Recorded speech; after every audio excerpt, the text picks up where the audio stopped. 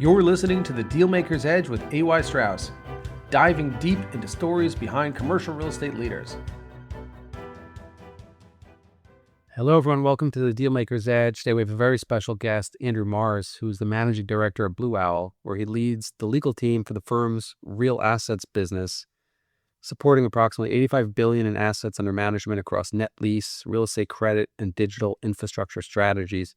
In this conversation, we're going to touch on just his career background, which has been amazing, from the most impressive law firms doing very complicated deals to how he pivoted to go in-house and take on increasing responsibility, how he's developed in leadership, how he's thinking about the state of the market, his career growth, and just what he's looking forward to is exciting in the coming years. So it's a great conversation. You'll see leadership up front and close. Hope you enjoy it. Hello, everyone. Welcome to the Dealmaker's Edge. Today we have an amazing guest who I've gotten to know, Andrew Morris, who's joining us, and we're going to hear about his amazing career to date. He's got a big responsibility. He's currently managing director of Blue Owl Capital, and he's juggling a ton. And I'm so glad you made the time. I know how busy you are. So thank you, first of all, for taking time out of your busy day, and also for sharing your compelling story and what's going on out there in the market. So I've known you a little bit, not too great. We have some good common connections. Maybe you can share for those listeners who have not heard of you, your background, and kind of how you got to where you are today. Sure. Thanks, Aaron. I'm happy to be here. I grew up outside Philadelphia, went to St. Joe's Prep in the city there, and made my way into to GW, studying international affairs down there, and kind of flirted with taking a job in the government like a lot of my friends, and a lot of my friends were still there like they did, but made my way home and joined a finance job at SEI Investments in Pennsylvania. And, that was during the financial crisis. And I think I joined in August, and then everything exploded. And so what we were doing is building these back office and middle office solutions for money managers. So that was kind of my first foray into that industry. And it was at a time where there was a major reset in the market. Kind of nobody had really been through something like that before. And you had an opportunity to really help clients in a meaningful way and think differently about things. And that really kind of set my course. And maybe I didn't appreciate it at the time either. So I went to Penn in my hometown and made my way to New York, and I did some capital markets work, doing some offerings of, bond offerings, IPOs, that kind of thing at Davis Polk. But I ended up back in the money manager space.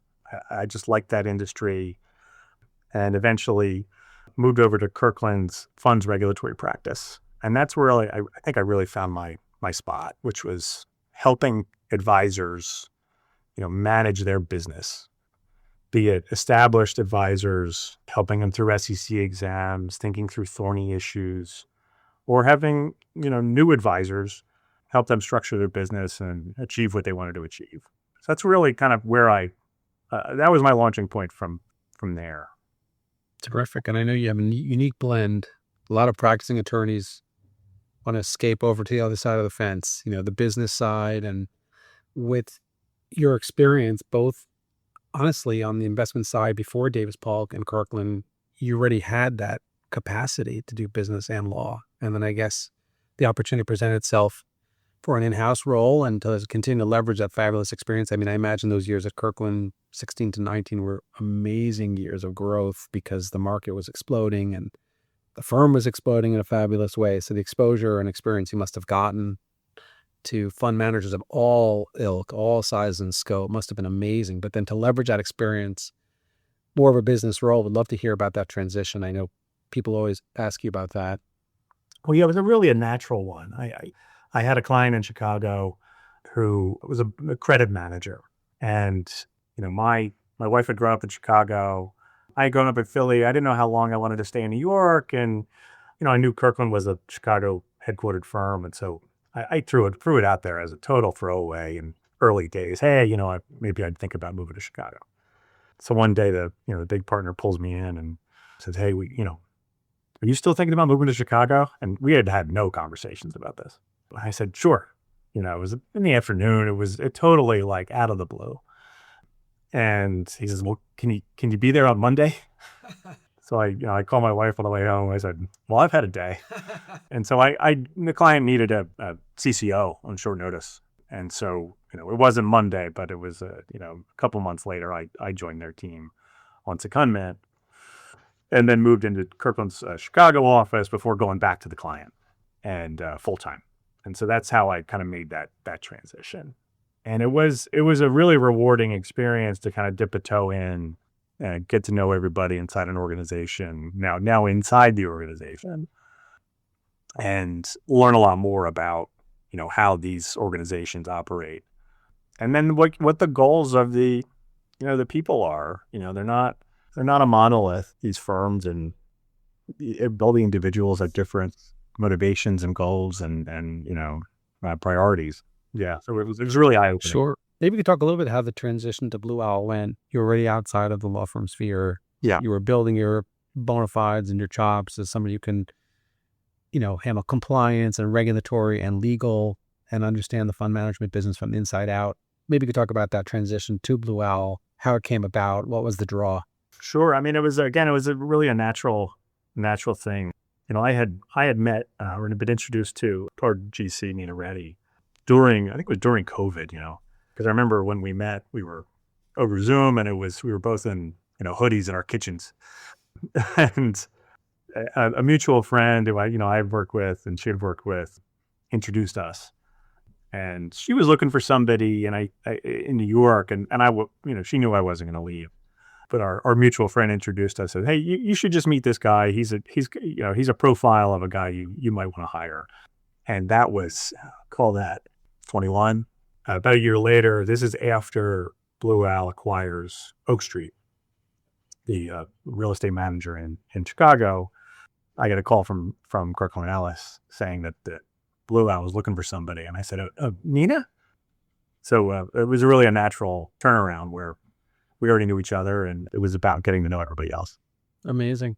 And when you reflect back on that crazy time of COVID, it is sort of mind-blowing to think how many billions and billions of dollars of deals were done over Zoom, of people essentially in their pajamas, if you're really being honest about it. But those were incredibly exciting times, and obviously for the world, it was a bit terrifying too. But it seems, when you're talking to somebody very talented, it always seems like it's sort of very organic, almost like a casual, but you're a living embodiment of what I always say is, like, if you're good, the work finds you. When there's talent, it just naturally bleeds to the stream where it needs to go. So that's a great story how you got there. And obviously it's been 4+ years, and your responsibilities and your job role keeps evolving and changing to the point now where, you're leading the legal team for the real asset business in Chicago. And it's about $85 billion in AUM, to what I understand, across the net lease, the credit business, digital infrastructure strategies.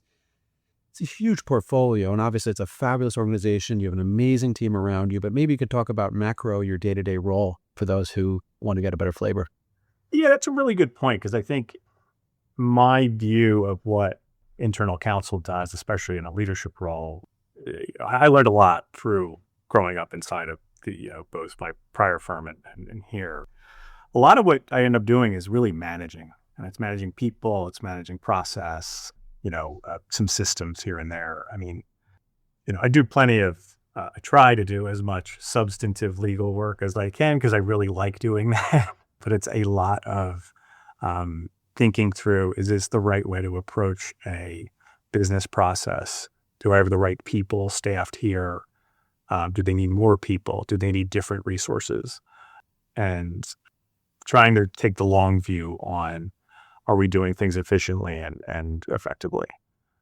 Exactly. Just look at your career. You went from being the player in the field to the coach, maybe a bit of a GM role almost, if you will, managing higher and higher up, which is amazing to see, especially at a company like Blue Owl. There's endless opportunity to continue to expand your career. And as a capital provider, you're really at the forefront of some of the most exciting, interesting deals in the market today. Maybe you could talk a little bit generally market conditions. You have a very unique seat because of where you are, obviously. Maybe you could talk about cycle a little bit, what's exciting for you now, where you think we're at. Obviously, there's a ton of fragmentation, so it's sort of a very generic question, but Maybe you could talk about how you're seeing opportunities today and what's exciting in the market for you, or on behalf of the firm, I should say, as well.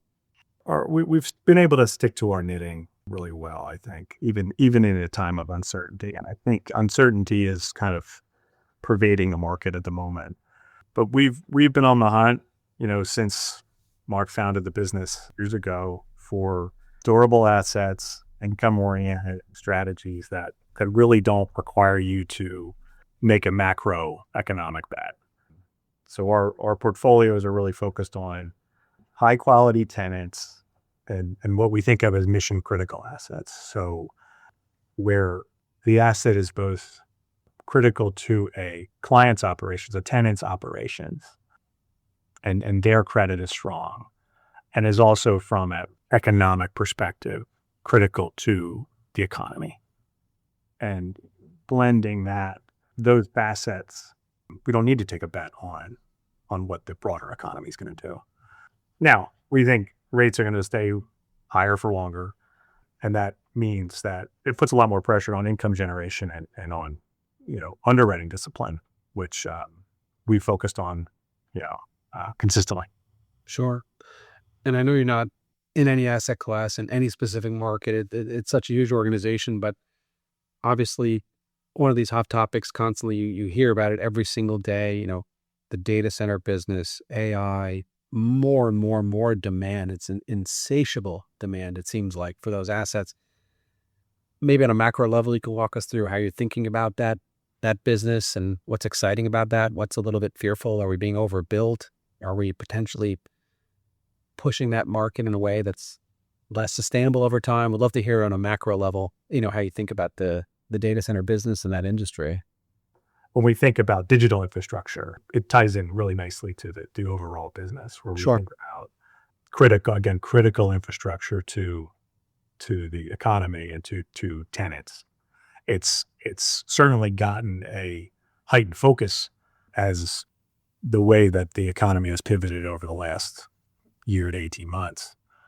But we've consistently been focused on, production facilities, on logistics operations, and other kinds of infrastructure. And digital is another aspect of those mission critical assets. Critical economy. I totally get it. On another question too, you're probably, and I know you are because you're constantly being asked to speak, whether it's at an alumni event or a former firm. Maybe you can touch on just broad career advice. There's a lot of people coming up right now. You've had a fabulous career to date, from big law, great education, great background. You sort of had this really organic flow to your career. It almost seems accidental, but it's not. It's clearly as a result of doing exceptional work.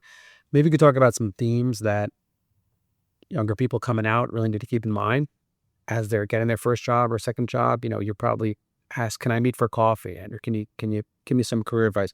So maybe some big picture themes, what served you well, in your travels to date, how you've managed to continue to take on more and more responsibility while maintaining kind of your ethos about you, which is equanimity and calm despite a million moving pieces. Yeah, look, there certainly are a lot of moving pieces. But taking a step back and preparing to talk to you, I don't often find time for self-reflection. I probably should do more of that. But thinking about what's helped me in my career, I always think about trying to see the whole picture, especially if you're in a client-focused industry like law. Understanding, well, what's the client trying to achieve in their business? What's this individual trying to achieve within their organization? Who is my client? And figuring out, how does that puzzle come together where I can achieve a great result for that client, over and above just great execution on a transaction. Sure. Make it more meaningful for them. That's one piece that I think, reflecting on the deepest relationships that I've built with clients over the years. And then certainly when you're in-house, understanding what's good for the organization and what are we all trying to achieve together, and how does that puzzle come together? That makes perfect sense. And you're juggling a lot. The team is huge. The firm keeps growing. The institutional platform is deep. Maybe you could talk just for a moment about just kind of resilience. You lived through the GFC. You worked in big law, and not just big law, like top 5 big law where 3 years is like 10 years in the regular world. So you've paid your dues and then some, but you've seen deals come and go and teams and issues. I mean, every day at your level, you're seeing, more exquisite problems, as it were, than somebody, on the junior rank. So you have to have a good headspace. You have to manage this, keeping clear. You got a great vision for what you're doing on execution and the like. But maybe we could talk about resilience. Managing all the pressures you're under. You have to report to a ton of people. You're obviously fiduciary, you're part of a broad team, a tremendous amount of capital. How do you keep the right headspace, essentially, for conducting your day-to-day job, which is obviously a ton of responsibility? Yeah, I think it's really just important to focus on what your goals are, both as an organization and then your personal goals. I mean that beyond just your normal, like, mid-year check-in. It really is about having that North Star. What are we trying to achieve? Is it we're all marching together towards launching the next fund, towards closing that next big deal, or whatever those goals are. And that kind of goes to prioritization in juggling all those zillion different things you got to do today. And like we said, we talked earlier about the motivations of everybody inside the organization, and trying to tie all those people together into that common goal. And that to me, when you're all marching together, it's a lot easier to balance all of the competing, individual interests. But when you stay focused on, here's what we're trying to achieve together, that to me kind of brings you a lot of clarity, and it helps you motivate your people, helps you manage up to be steadfast in, here's what the organization is trying to achieve, and that's why we're making XYZ decision. Absolutely. And I think it's also your testament to the philosophy of just because I don't know everything at this time doesn't mean I can't figure it out. I mean, your background is you're an investment lawyer by trade. That's what you grew up doing. And then now your core responsibility is protect Blue Owl's investment business. But at a certain point, you had to learn real estate strategy. And I know you're surrounded by some spectacular talent, and you've leaned on them, and you've grown an amazing team. But I know you study hard, you read a lot, you're always thinking. The more I know about you, but maybe you can describe those kind of jump off moments, right? Someone listening to this may be at a point where they're in this business, but they don't realize the whole time they really may be able to shift toward that business. So having the mentality of expansion, like, I can do that, I can figure that out, it can't be harder than what I already know. Maybe you could talk to that point for a minute. I've never had more fun in my career than those early days. Brand new team, young, motivated, brilliant. But I think they were so willing to bring me into the fold, because I was a new guy. I was joining post merger with Blue Owl. They don't know me from anything. So I'm very grateful for the way that they brought me in. But part of my motivation there was that they needed to trust me. So I needed to learn how to add value to their deals, how to help them achieve what they wanted to achieve, while also maintaining my overarching goal, which is just protecting the organization. But it was, I really have never had more fun than jumping into deals with these guys, and bouncing ideas off each other, and working through problems. That's amazing to hear. And I think you hit on an amazing point, which is, I think a lot of your success was many factors, of course, but one of those things, it seems as a theme coming through here, is your ability to see issues through other people's eyes. I think a lot of people get a document, or they get a deal, or they get a problem, and it becomes their problem. But it seems like you've developed this skill in your career, which is, okay, here's the problem, here's the issue, here's a solution, but above that, here's how you as the stakeholder on the other side of this table will perceive it, digest it, and imbue it. And that involves a lot of skill. It's emotional capital, it's political capital, it's obviously ability to understand deals from the lawyer perspective, from the business perspective. So you've really managed to put all this together, and honestly, you're very humble about it, but it's a unique skill set to combine all the technical ability with the empathy and understanding human beings and the other side of it. So I see it coming through, and congrats on just having that big picture mentality to execute. I'd love to say that I cultivated it myself. My father was a salesman. He was in the finance business, but he was a salesman, and he always said, "Your client needs to know that you understand their business, and that's how they start to trust you. And you really need to understand them, and so that they'll understand you." And that always stuck with me. I think I'm a salesman at heart. Well, you hit on all those critical points. Another thing you said, which I really think is amazing, is the having fun. It's so hard. It's called work for a reason. If it was called fun, we'd be at some beach somewhere. So to be able to take the challenges and derive enjoyment from them, despite all the challenges, what they present, that's unique. So obviously you're part of a great culture. You're contributing to that great culture. Anything you can share with somebody who's trying to build a great culture on their platform, or maybe upgrade a culture that's already at a certain level, to attract people who frankly will enjoy solving these very complicated issues day to day. I would love to hear that as well. I'd love to say I have the answer there. That's an enormous challenge in the organization for sure. I think what drew me to Blue Owl was that they do value each and every person who works here, their viewpoint, their breadth and depth of experience that they bring to each challenge that we're trying to solve. And I think organizations that make each individual feel empowered, feel valued, and they'll be able to harness those talents towards the organization's goal. And I think that's paramount. Really well said. I couldn't agree more. Last question, unless there's anything else I should have asked you but didn't. What are you excited about in the next several years? Obviously, you are doing a ton, and maybe it's just more of the same because you've got such a huge mandate day to day. But every time I talk to someone like you who's got all the skills and the ambition and the people skills and the technical ability, I know you're always striving. There's always something over the horizon. What's exciting for you when you look over the next few years? I won't hold you to market predictions or market forces and so on, but what are some of the things that bring you excitement looking forward?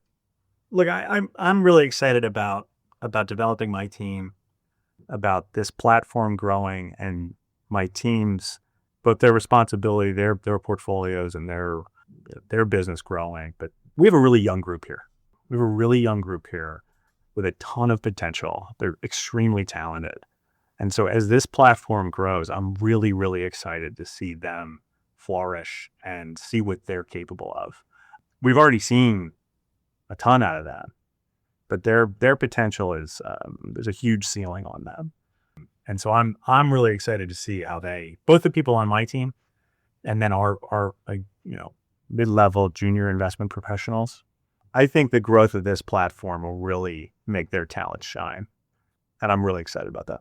Outstanding. And the more I hear you talk, and I know we did spend some time together before, it's leadership. That's really what it comes down to. If a leader is excited about the growth of their team, which clearly that's exciting for you, then you have a master class in how to develop further. So the further your team goes, the further your leadership skills will be sort of forged by fire, if you will. And that servant leadership of caring and growing people and developing their skills and training and giving what you've learned and managing all the stakeholders, I don't see how it doesn't continue when you align talent, strategy, leadership, all the core things you're doing, Andrew, at a very high level. So I will let you get back to your insanely busy calendar. And again, I really appreciate taking the time. It's for our listeners, they really don't get this sort of frontline access to someone at your level and at your role. So I think the lessons here are critical, and just really want to thank you for taking the time today and sharing these insights with everybody. Oh, absolutely. I'm happy to do it. Thank you for joining the Dealmaker's Edge. Don't forget to follow us on your favorite podcast platform. And please give us a 5-star rating so more people can follow the conversation.